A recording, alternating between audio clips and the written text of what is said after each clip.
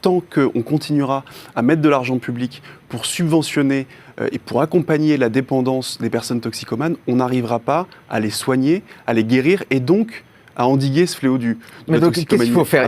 Il faut de la répression ou plutôt de l'accompagnement des toxicomanes ? Alors là, ni l'un ni l'autre. On est exactement là dans le schéma que je dénonce, dans le paradigme dans lequel les autorités sont coincées depuis des années. C'est pour ça que je pose la question. C'est-à-dire qu'on a d'une part, comme vous l'avez dit, une partie de la gauche, très certainement, qui considère que ces personnes-là, les toxicomanes, sont des victimes et qu'il faut donc les accompagner dans leur dépendance avec des maraudes, avec des salles de shoot, et une autre partie de l'échiquier politique, à droite notamment, qui considère que ces personnes-là sont des délinquants et qu'à ce titre, il faut apporter une réponse policière.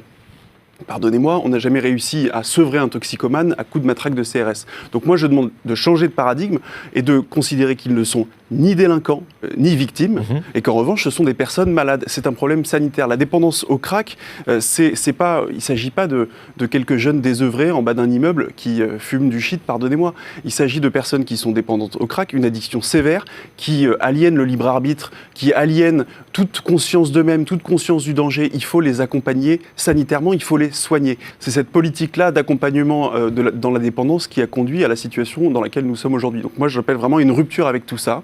Finançons des centres de désintoxication. La région Île-de-France, l'été dernier, a exprimé sa disponibilité auprès du gouvernement en disant « Nous, on est prêts, région Île-de-France, à financer des centres de désintoxication. » Donc sautons le pas, mettons l'argent sur la table pour enfin enrayer cette problématique-là et non pas continuer à avoir une politique comme ça de rustine qui finalement ne règle pas grand-chose.